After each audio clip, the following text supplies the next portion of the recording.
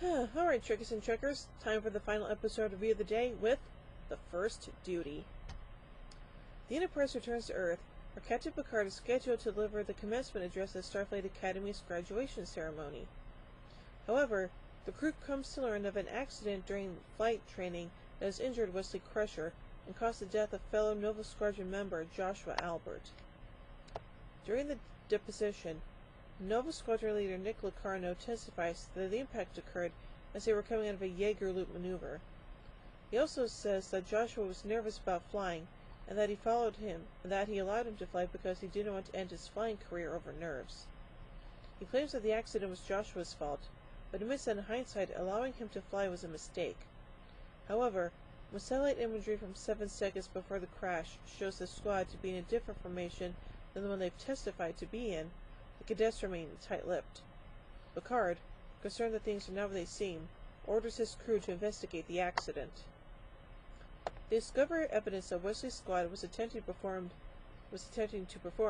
not the assigned Jaeger loop, but a band maneuver called the Colvard Starburst, last attempted more than a century ago, which resulted in the deaths of all 5 pilots involved.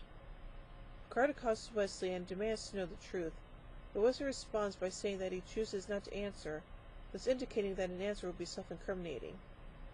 Picard reminds him of his Starfleet duty and gives Wesley an ultimatum. Either the boy comes forward with the truth, or Picard would present as evidence of the deceptions discovered himself. Picard attempts to coerce Wesley into backing up the lie, claiming that Picard has no evidence for a credible accusation, thus tearing Wesley between their friendship and their obligations as Starfleet officers. At the hearing, Wesley is forced to choose between Picard's trust in him, the emotions of Joshua's father, and his loyalty to Nova Squadron, with whom he has been close-knit for a long time. The Admiral decides, in the absence of conclusive proof of any further wrongdoing, aside from murdering an incorrect flight plan and allowing a squad member to fly unprepared, to take away the squad's flight privileges and issue formal reprimands. Before she can close the hearing, though, Wesley steps up and reveals the truth behind the accident. Realizing he cannot hide it any longer, Locarno admits that he pressured the squad into performing the band maneuver to end their academy careers in style, then instigated the lie and pressured the rest of the squad to support it.